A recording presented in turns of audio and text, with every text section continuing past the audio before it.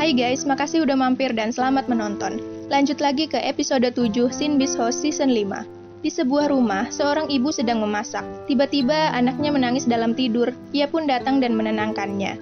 Tiba-tiba terdengar bunyi gemuruh dan muncul lendir dari tembok, kemudian makhluk muncul. Di sekolah, saat Hari sedang berjalan, Kang Lim datang dan menjelaskan bahwa tidak ada hubungan apa-apa antara dia dan Chung Ha. Hari tersenyum mendengarnya dan berterima kasih.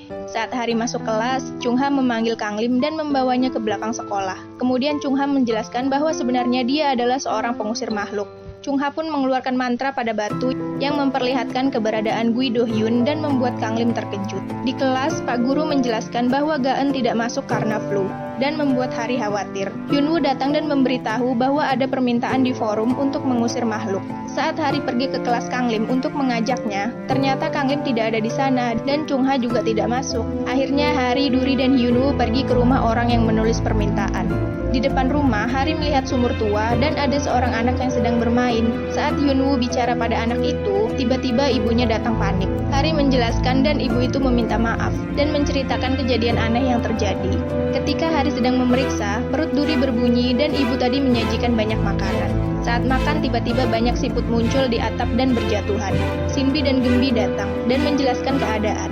Hari berpikir ini semua berasal dari sumur tua itu. Kemudian bapak tua muncul dan melarang Hari mendekati sumur itu karena berbahaya.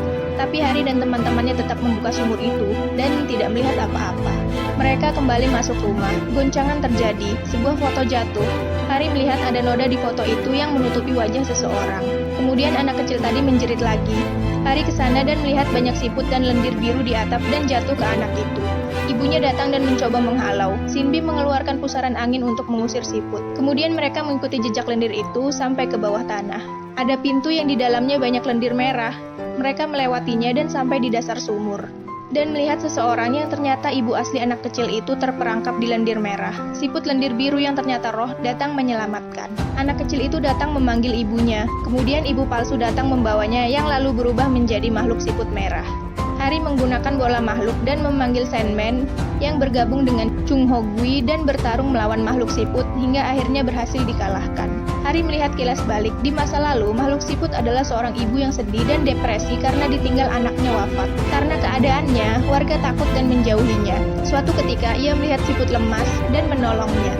Kemudian setelah itu, ia melompat ke sumur tua dan tewas. Setelah itu, siput biru mendekatinya dan merubahnya menjadi arwah baik dan meminta maaf pada ibu asli anak itu. Setelah itu, ia pergi dengan tenang.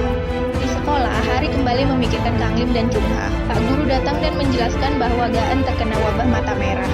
Setelah itu, Rion datang dan kembali bersekolah di sana. Nah, itu tadi episode 7. Makasih buat yang udah nonton dan sampai jumpa.